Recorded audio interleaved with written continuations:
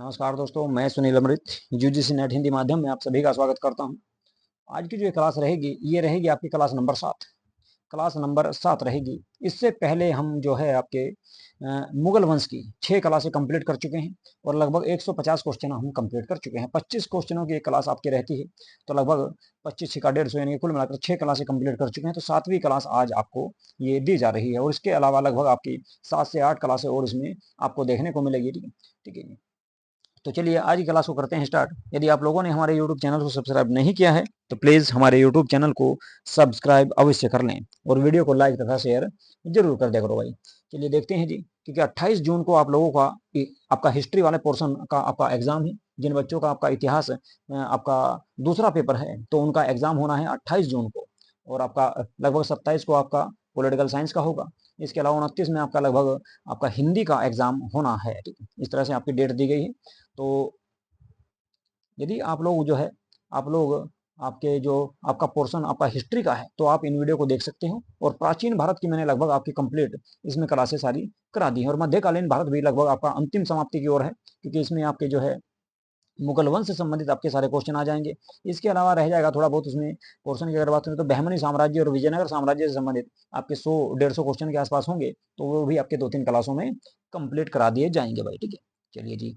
तो जो है पेपर 1 की अगर हम बात करें तो पेपर 1 में मैं आपको 10 की 10 यूनिट कंप्लीट करा चुका हूँ, और 10 की 10 यूनिट आपकी जो है आपकी अलग से प्लेलिस्ट बनी है पेपर 1 के नाम से, तो वहां जाकर आप लोग देख सकते हैं। ठीक है, उसमें लगभग आपकी 80 से 90 क्लासें मैं उसमें आपकी कंप्लीट करा चुका हूँ, पूरा डिटेल से पढ़ाया है। ठीक है, और बहुत अच्छे तरीके से आप लोगों को उसमें समझाने का प्रयास भी किया गया है भाई। ठीक है, इसके अलावा वहाँ पर जो है आपके पीवाईक्यू भी मैं अभी स्टार्ट करने वाला हूँ बहुत जल्द।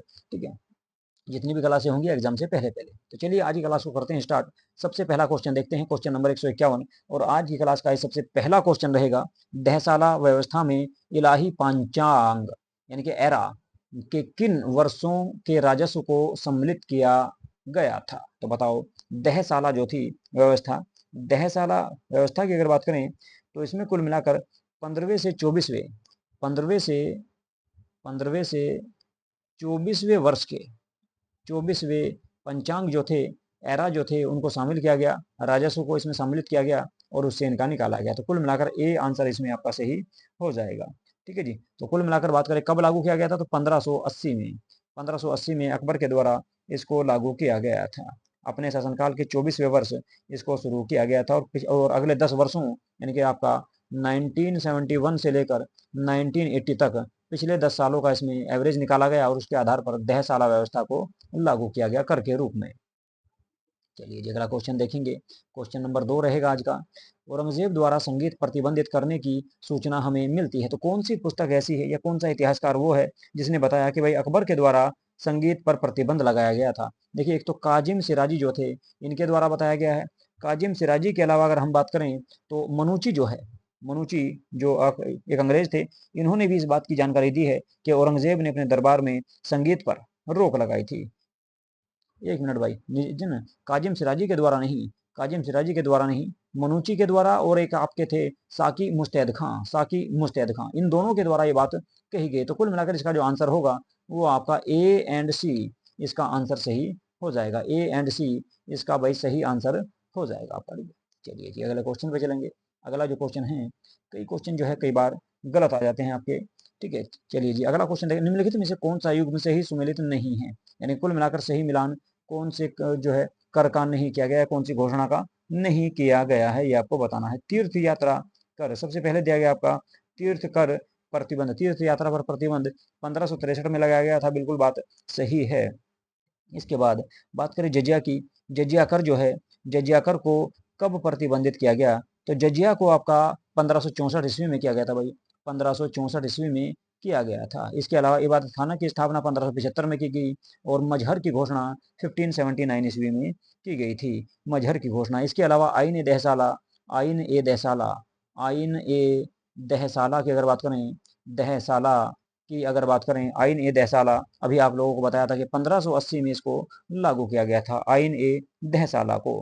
ठीक है जी। इसके अलावा दास प्रथा की अगर बात करें, दास प्रथा, दास प्रथा का जो अंत किया गया, तो दास प्रथा का जो अंत किया गया था अकबर के द्वारा 1562 ईस्वी में किया गया था। तो कुल मिलाकर आपका गलत अगर पूछ रहा है तो जजिया इसमें आपका गलत हो जाएगा। जजिया की अगर हम बात करें तो ये गैर मुस्लिमों से लिया जाने वाला एक कर हुआ करता था, यानी कुल मिलाकर हिंदुओं पर, पूरी तरह से हिंदुओं पर लगाया जाने वाला कर था, जो जिसकी शुरुआत 712 ईस्वी में मोहम्मद बिन कासिम के द्वारा की गई थी। अगला क्वेश्चन देखेंगे, क्वेश्चन नंबर आपका 4, निम्नलिखित में से कौन जल परिवहन तथा नदियों के आवागमन के प्रबंध के लिए मुगल प्रांतों या सूबों में उत्तरदायी हुआ करता था? कौन सा वो अधिकारी था जो आपका जल प्रबंध व्यवस्था को देखता था, नदी या जल परिवहन आदि को देखा करता था? तो वो अधिकारी हुआ करता था भाई मीर ए बहर, उसको कहा जाता था। मीर ए बहर के नाम से इसको जाना जाता था, जो जल सेना का प्रधान हुआ करता था, जल सेना का प्रधान हुआ करता था। और इनका प्रमुख जो कार्य हुआ करता था, शाही नौकाओं की देखभाल करना इसका होता था, जो नहरों वगैरह में जो आपकी नौकाएं चलती थी जिनके माध्यम से माल को लाया जाता था। क्वेश्चन नंबर 5, किस मुगल कालीन अधिकारी को लेखा परीक्षा यानी कि ऑडिटर जनरल कहा जा सकता है? लेखा परीक्षक किस अधिकारी को कहा जा सकता है जो अपना लेखा जोखा रखता था, पूरा हिसाब किताब रखा करता था? तो वो रखता था भाई मुस्तोफ ए मुमालिक। मुस्तोफ ए मुमालिक नाम का जो अधिकारी हुआ करता था, ये लेखा जोखा रखता था किसका? दरबार का, मुगल वंश में। ठीक है जी, चलिए अगले क्वेश्चन की बात करें। अगला क्वेश्चन की अगर हम बात करें तो अगला क्वेश्चन है पच्चीकारी या पितृदरा पद्धति जो है आपकी जो स्थापत्य कला का एक चित्रित विशिष्ट लक्षण है, यह भारत में सर्वप्रथम प्रयुक्त किया गया था, आप सभी को पता है, किसके शासनकाल में? बताओ भाई, किसके शासनकाल में इसका प्रयोग किया गया? आप सभी जानते होंगे कि आपके जो जहांगीर थे, जहांगीर के जो ससुर थे, तो जहांगीर के काल में प्रयोग किया गया। इसी के जो ससुर थे जिनका नाम था एतमाउद्दौला, एतमाउद्दौला, एतमाउद्दौला। तो एतमाउद्दौला का जो मकबरा बनवाया गया आगरा में, उसी में सबसे पहले पित्रोदरा पद्धति का प्रयोग किया गया था। इसी में सबसे पहले पित्रोदरा पद्धति का प्रयोग किया गया। लेकिन इससे पहले भी अगर हम बात करें, कभी पूछ ले आपसे, तो इससे पहले भी आपका 1600 ईस्वी में, इससे पहले 1600 ईस्वी में, 1600 ईस्वी में आपका एक गोल मंडल बनाया गया था। कहा? गोल मंडल, गोल मंडल बनाया गया भाई राजस्थान में। गोल मंडल बनाया गया कहाँ पर? राजस्थान में। गोल मंडल बनाया गया कहाँ पर? राजस्थान में। राजस्थान में भी कहाँ पे भाई? उदयपुर में। उदयपुर में, राजस्थान के उदयपुर में जो गोल मंडल बनाया गया, ये भी पित्रोदरा पद्धति से ही बनने वाला भारत की सबसे पहली इमारत ये है। लेकिन मुगल वंश में अगर पूछ ले आपसे तो वो रहेगा कौन सा? एतमाउद्दौला का मकबरा कहाँ पर है भाई? आगरा में स्थित है। ठीक है जी। इसमें क्या हुआ, ये एक जो है आपका चतुर्भुजाकार मकबरा है। ठीक है जी। और इसमें किसी भी प्रकार का आपको दाग नहीं मिलेगा। ये कुल मिलाकर जो है सफेद संगमरमर से बनाया गया है। ठीक है जी। चलिए इसके बाद अगले क्वेश्चन की बात करेंगे। अगला जो क्वेश्चन है वो है मंसूर प्रसिद्ध दरबारी चित्रकार हुआ करता था, तो किस मुगल शासक के दरबार में ये रहता था, ये आपको इसमें बताना है। कौन सा वो मुगल शासक था जिसके दरबार में रहा करता था? कौन? मंसूर। मंसूर की अगर हम बात करें तो चित्रकला, देखिए चित्रकला का सबसे ज्यादा शौक किसको था? जहांगीर को। तो जहांगीर के ही दरबार में रहा करता था मंसूर। मंसूर के अलावा अगर बात करें तो अब्दुल हसन, इसके अलावा दौलत, मनोहर जैसे भी, बिसंदास जैसे भी आपके जो है मशहूर चित्रकार रहा करते थे जहांगीर के ही दरबार में। चित्रकला का स्थापत्य, सॉरी, चित्रकला का स्वर्णकाल कहा जाता है जहांगीर के काल को। अगला क्वेश्चन देखेंगे, क्वेश्चन नंबर 158 की बात करते हैं। क्वेश्चन नंबर 158 दिया गया, निम्न में से किस सम्राट ने ट्रोय के 178 ग्रेन के चांदी के रुपये की शुरुआत की? तो बताओ इस प्रकार के जो है रुपये किस सम्राट ने इस प्रकार के चांदी के रुपया, चांदी का रुपया किसके द्वारा चलाया गया? आप सभी जानते हैं शेरशाह सूरी के द्वारा चांदी का रुपया चलाया गया, जिसका वजन हुआ करता था 178 ग्राम। और तांबे का दाम चलाया था इसने, जिसका वजन था 380 ग्राम। 380 ग्राम ये तांबे का दाम हुआ करता था। तांबे का दाम उसको कहा जाता था, तांबे का दाम उसको कहा जाता था। अगले क्वेश्चन की बात करेंगे। अगला जो क्वेश्चन है वो अकबर से संबंधित है। अकबर का चिश्ती संतों के प्रति गहरा सम्मान था, बहुत गहरा सम्मान था, बहुत विश्वास करते थे उन पर। और वह अजमेर में शेख मोइनुद्दीन चिश्ती के दरगाह पर हर वर्ष यात्रा पर जाता था। निम्न में से किस वर्ष उसने प्रति वर्ष अजमेर दरगाह की तीर्थ यात्रा पर पैदल जाना बंद किया? यानी कि अकबर के द्वारा पैदल यात्रा पर जाना बंद कर दिया था किसने? अकबर ने। कब किया बंद भाई? अकबर ने किया 1579 में। 1579 में इसने क्या करा, जो है दरगाह पर पैदल यात्रा करनी बंद कर दी। चलिए जी, तो इसके बाद अगले क्वेश्चन को देखेंगे। अगला जो क्वेश्चन है, अगला क्वेश्चन रहेगा अकबर का, सॉरी, निम्न में से किस इमारत को राजा मानसिंह ने नहीं बनवाया था? राजा मानसिंह के द्वारा बताओ भाई कौन सी इमारत नहीं बनवाई गई? देखिए आप सभी जानते हैं रोहतासगढ़ का जो किला है, रोहतास का जो किला है ये आपका बिहार के सासाराम में है। किसने बनवाया? शेर शाह सूरी ने। इसके अलावा गोविंद देव मंदिर वृंदावन में इसने बनवाया। जगत शिरोमणि मंदिर अजमेर में इन्हीं ने बनवाया। जल महल नारनौल में तो इन्हीं के द्वारा बनवाया गया। बाकी सारी इमारतें जो है इन्हीं के द्वारा बनवाई गई थी। अगले क्वेश्चन की बात करेंगे। अगला क्वेश्चन देखते हैं, क्वेश्चन नंबर 161 की बात करते हैं। निम्न में से किस विद्वान ने अकबर के काल में मदरसे में पढ़ाने वाले पाठ्यक्रम को संशोधित किया? बताओ भाई, अकबर के काल में किसके द्वारा मदरसे में जो पढ़ाया जाता था, जो पाठ्यक्रम था, उसको किसने बदला था? तो शेख फेजी जो थे, शेख फेजी के द्वारा ये कार्य किया गया। शेख फेजी के द्वारा ये कार्य किया गया। इसने क्या करा? एक अनुवाद विभाग की स्थापना करवाई। अनुवाद विभाग की स्थापना करवाई। अनुवाद विभाग की भी स्थापना इसके द्वारा करवाई गई थी। और मदरसे में पढ़ाए जाने वाले पाठ्यक्रम में भी संशोधन इसी के द्वारा किया गया था। ठीक है जी। कब की बात है भाई? ये जो है आपका फेजी जो था, अकबर के दरबार का एक प्रमुख प्रमुख क्या था भाई? राजकवि हुआ करता था। राजकवि हुआ करता था ये। और अगर बात करें, ये आपका जो है अबुल फजल का भाई था। अबुल फजल अबुल फजल जो थे, अबुल फजल, तो अबुल फजल का भाई था क्या? कौन? फेजी। फेजी, ठीक है। और 1588 ईस्वी में इसने ये कार्य किया था, यानी कि पाठ्यक्रम में परिवर्तन करवाया था। तो शेख फेजी इसका वास्तविक नाम था। चलिए अगला क्वेश्चन देखेंगे। क्वेश्चन नंबर 162 आ चुका है आप लोगों के सामने। इसका उत्तर बताने का प्रयास कीजिएगा। बताइएगा भाई कि इसका सही आंसर क्या होगा। चलिए जी देखते हैं। तो सूची है एक तरफ फर्स्ट और सूची सेकंड, तो मिलान करना है भाई। सूची फर्स्ट का सूची सेकंड के साथ आप लोगों को मिलान करना है। केवीएस टीजीटी का जो एग्जाम हुआ उसमें क्वेश्चन आपको देखने को मिला था जी। सही मिलान करना है। देखो, सबसे पहले देखेंगे पट्टा। जमीन का एक भाग होता था जिसको पट्टा कहा जाता था। तो पट्टा जो संबंधित क्या है? ठीक है, तो पट्टा कहा जाता था गांव या व्यक्ति विशेष पर भू राजस्व मांग निर्धारण संबंधी प्रपत्र, यानी कि जमीन का मालिक एक विशेष व्यक्ति को बना दिया जाता था, इसको पट्टा बोलते थे। बात करेंगे बी की अब्जा, कबूलियत। कबूलियत, ठीक है। तो कबूलियत हुआ क्या करता था? कबूलियत जो है एक प्रकार का स्वीकार्य पत्र होता था, यानी कि वो स्वीकार करना पड़ता था, कबूल करना पड़ता था, तो उसको बोलते थे कबूलियत। इसके बाद तस्खीब। तस्खीब की अगर बात करें तो तस्खीब जो है कि राजस्व आंकलन हुआ करता था, ठीक है, जो तहसीलदार के द्वारा किया जाता था। और तहसील की अगर बात करें तो फसल संग्रह को तहसील कहा जाता था। तो डी का आ जाएगा भाई जो है, डी का आ जाएगा दूसरा, सी का आ जाएगा चौथा। डी का दूसरा, सी का चौथा, और बी का पहला, और आपका ए का आ जाएगा तीसरा। तो बी ऑप्शन आपका इसमें सही हो जाएगा। अगला क्वेश्चन देखेंगे। अगले क्वेश्चन की अगर हम बात करें तो अगला जो क्वेश्चन आप लोगों के सामने आ चुका है वो है, निम्न में से किस वर्ष में अकबर ने बड़ी संख्या में काजियों को अशांति फैलाने व विद्रोह भड़काने के लिए मारने और देश निकालने का आदेश दिया था? किनको भाई? काजियों को। ठीक है, जो इस्लाम धर्म के प्रमुख हुआ करते थे काजी, तो कुल मिलाकर उनको मारने और देश निकालने का आदेश किसने दिया? अकबर के द्वारा दिया गया था। कब दिया गया? तो ये दिया गया था भाई आपका 1580 में। 1580 में अकबर के द्वारा यह आदेश दिया गया, जब अकबर ने क्या करा? मजहरनामा, मजहर जाएगा भाई, मजहरनामा की घोषणा की। मजहरनामा में उसने सभी धर्म के व्यक्तियों को बुलाना शुरू कर दिया, सभी धर्म गुरुओं को आने की अनुमति दी गई। ठीक है, तो उसके बाद क्या हुआ? इस्लाम धर्म के जो कट्टरपंथी उलेमा थे वे उसके विरोध में आ गए। कट्टरपंथी जो उलेमा हुआ करते थे उन्होंने अकबर का विरोध किया, और उसके बाद क्या हुआ? अकबर ने उनको मारने या भगाने का आदेश दे दिया गया था। कब? 1580 में। चलिए जी अगला क्वेश्चन देखेंगे। क्वेश्चन नंबर 164, मुगल कालीन भारत की शहरी आबादी 1601 ईस्वी में लगभग कितनी हुआ करती थी? बताओ भाई, कितनी हुआ करती थी? इस बात की जानकारी आपको मिलेगी कौन सी पुस्तक में? तबकात ए अकबरी। ठीक है, एक पुस्तक है आपकी तबकात ए अकबरी। तबकात तबकात ए अकबरी नामक जो पुस्तक है, तबकात ए अकबरी नामक जो पुस्तक है, इस पुस्तक में इस बात की जानकारी मिलती है। इस पुस्तक के लेखक कौन थे? निजामुद्दीन अहमद। निजामुद्दीन अहमद निजामुद्दीन अहमद जो थे, निजामुद्दीन अहमद जो थे, वो इस पुस्तक के लेखक थे। और इस पुस्तक में जानकारी मिलती है कि आपकी लगभग अगर बात करें 1601 ईस्वी के आसपास, 1601 ईस्वी के आसपास जो है मुस्लिम आबादी जो थी वो लगभग, और सॉरी शहरी आबादी जो थी, भारत की शहरी आबादी जो हुआ करती थी वो लगभग 15% के आसपास थी। जबकि आज अगर बात करो तो 30% के आसपास में लगभग शहरी आबादी हुआ करती है। क्वेश्चन नंबर 165 की बात करेंगे। किस रियासत के राजा ने कांगड़ा के राजा जयचंद को बंदी बनाने में अकबर की मदद की? बताओ भाई, अकबर की सहायता किस राजा के द्वारा की गई थी?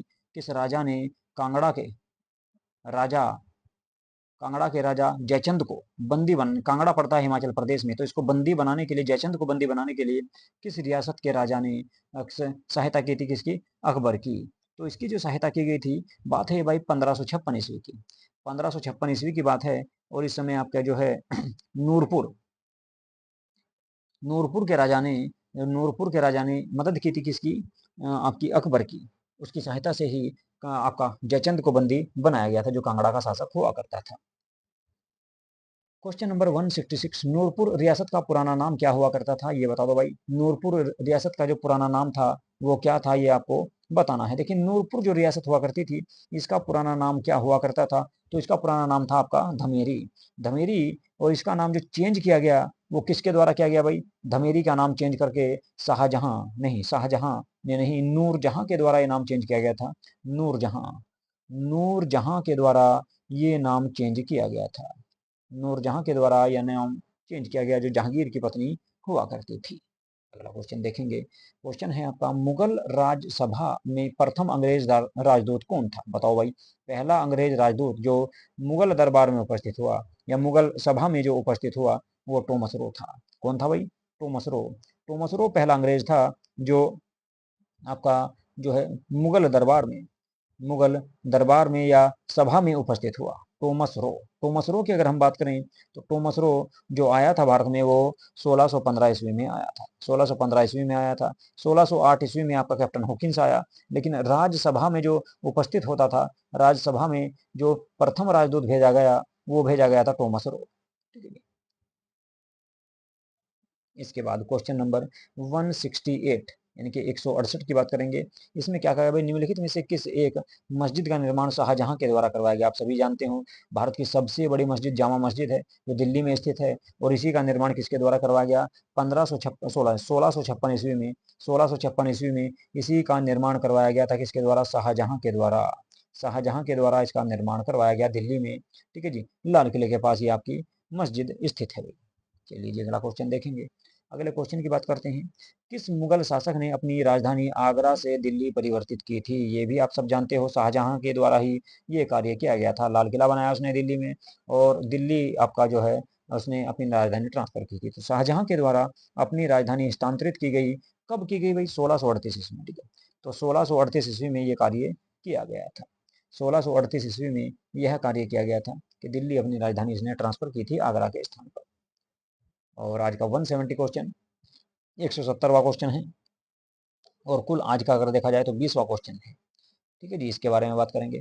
हजमनामा की चित्रकारी किसके आदेश पर बनाई गई थी, बताओ भाई। हजमनामा जो एक आपकी पुस्तक है, हजमनामा, ठीक है जी, जिसको दस्ताने अमीर हजमा के नाम से भी जाना जाता था, तो इसकी चित्रकारी, इसमें लगभग अगर बात करें हजमनामा में, तो आपका इसमें कितने चित्र हैं, कहाँ पे हजमनामा, ये देखिए। हजमनामा में लगभग आपके 1200 चित्र हैं। कितने भाई? 1200 चित्र हैं, 1200 चित्र हैं। ठीक है जी, तो इसका जो काम हुआ था वो अकबर के समय हुआ, और आपका कौन थे? बदायूनी, ठीक है, बदायूनी के द्वारा जो है, बदायूनी और शहनवाज खां के अनुसार, ठीक है, इसका कार्य शुरू किया गया था। ठीक है जी, चलिए इसके बाद अगला क्वेश्चन देखेंगे। मुगल शासन के पतन के उपरांत सफदरजंग किस प्रांत का शासक बना, बता दो भाई। सफदरजंग जो थे, मुगल शासन का जब आपका पतन हुआ, औरंगजेब के देहांत के बाद में मुगल साम्राज्य का धीरे धीरे पतन होता चला गया, तो उस समय की बात है कि एक क्षेत्र हुआ करता था आपका अवध, अवध जिसको कहते हैं उत्तर प्रदेश है। अवध का जो क्षेत्र था, अवध के क्षेत्र का नेतृत्व किसके द्वारा किया गया था? सफदरजंग के द्वारा। सफदरजंग इसको कहा जा सकता है, सफदरजंग के द्वारा इसका नेतृत्व किया गया। कब भाई? 1739 ईस्वी की बात है, 1739 ईस्वी की बात है। तो इसके द्वारा यहाँ का नेतृत्व किया गया, या इनके कुल मिलाकर इस क्षेत्र का ये शासक बना था। वैसे तो अगर बात करें, पहली बार अगर बात करें तो आपका जो अवध को आजाद किया गया, वो किया गया सयादत खां के द्वारा। सयादत खां के द्वारा मोहम्मद शाह रंगीला के समय ही इसको आपका आजाद कर दिया गया था, ये अपनी सत्ता स्थापित कर दी गई थी। चलिए जी, क्वेश्चन नंबर 172, अकबर के समय में न्यायपालिका का प्रमुख किसको माना जाता था? बताओ भाई, अकबर के समय न्यायपालिका का जो प्रमुख होता था तो वो कौन होता था? अभी थोड़ी देर पहले बताया था इस तरह का क्वेश्चन मैंने आपको कि न्यायपालिका का जो प्रमुख होता था वो काजी हुआ करता था। काजी उल कुजात भी इसको कहा जाता था, काजी उल कुजात भी इसको कहा जाता था। ठीक है जी। तो ये कुल मिलाकर धार्मिक मामलों का प्रमुख हुआ करता था, काजी उल कुजात। ठीक है, इसको कहा जाता था, प्रमुख जो है यही हुआ करता था। चलो जी, अगला क्वेश्चन, जहांगीर की राजधानी कहाँ थी? जहांगीर की राजधानी कहाँ थी, बताओ तो भाई। तो जहांगीर के समय जो है राजधानी आप सभी जानते हैं कि आगरा में हुआ करती थी, लेकिन बाद में किसी ने चेंज की, शाहजहां के द्वारा चेंज कर दी। कहाँ पर? दिल्ली में। तो आगरा हुआ करती थी पहले इनकी राजधानी। चलिए जी, तो आगरा थी। ठीक है। और अगर मैंने आपको अभी थोड़ी देर पहले बताया था कि 1638 ईस्वी में आपको किसने चेंज की थी? शाहजहां के द्वारा इसको चेंज कर लिया गया था। ठीक है जी। अगला क्वेश्चन, क्वेश्चन नंबर 174, आईने अकबरी किसके द्वारा लिखी गई? तो आईने अकबरी जो पुस्तक थी, इसकी रचना जो की गई थी वो भाई अबुल फजल के द्वारा की गई थी। किसके द्वारा? अबुल फजल के द्वारा इस पुस्तक की रचना की गई। 16वीं शताब्दी में अबुल फजल के द्वारा आपकी इस पुस्तक की रचना की गई, जिसका नाम रखा गया आईने अकबरी। अगले क्वेश्चन की बात करेंगे। अगला जो क्वेश्चन है आज का अंतिम क्वेश्चन ये आपका रहेगा, निम्नलिखित में से कौन मुगल अमीर नहीं था? बताओ तो भाई, कौन सा मुगल अमीर नहीं हुआ करता था? है जी, यलदोज जो है, आपका नाम सुना होगा आपने, यलदोज। यलदोज की अगर बात करें, यलदोज जो था ये कौन था भाई? यलदोज आपने दिल्ली सल्तनत में इसका नाम पढ़ा होगा। यलदोज का नाम आपने दिल्ली सल्तनत में पढ़ा होगा। दिल्ली सल्तनत में अगर बात करें तो आपका एक था मोहम्मद गोरी। मोहम्मद गोरी, तो मोहम्मद गोरी का ही ये गुलाम हुआ करता था। मोहम्मद गोरी का गुलाम हुआ करता था यलदोज, जो गोरी के बाद गजनी का शासक बना। गजनी का शासक बना। कुल मिलाकर ऐबक का जो है, ऐबक जो है, ऐबक जो था ये भी एक आपका दामाद था मोहम्मद गोरी का। तो कुल मिलाकर कह सकते हैं कि ये आपका ऐबक का साडू था। ठीक है। तो कुल मिलाकर आपका, जबकि बैरम खां, मुनीम खां, अदम खां ये आपके मुगल वंश के समय सेनापति हुआ करते थे। तो बी आंसर आपका इसमें सही हो जाएगा भाई। ठीक है जी। तो ये थी आपकी आज की क्लास भाई। बताओ आप लोगों को आज की क्लास कैसी लगी है जी? यदि आप लोग यदि आप लोगों को ये क्लास अच्छी लग रही तो प्लीज इन क्लासों को भाई लाइक भी कर दिया करो, है जी। और भाई वीडियो को जो है शेयर भी कर दिया करो किसी के पास में। ठीक है। और यदि आप लोगों ने हमारे चैनल को सब्सक्राइब नहीं किया है तो प्लीज हमारे चैनल को तो सब्सक्राइब से कर ही लो। ठीक है। तो चलिए यहीं पे करेंगे आज की क्लास को समाप्त। नमस्कार।